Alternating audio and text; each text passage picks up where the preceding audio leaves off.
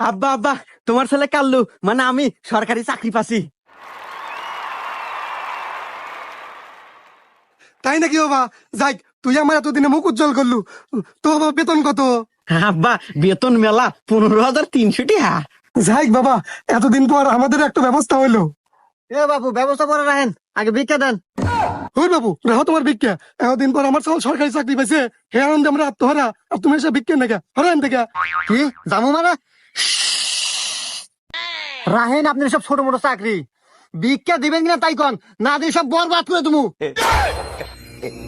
আব্বা, কেডো আব্বা, এ কি আসলেই ফকির?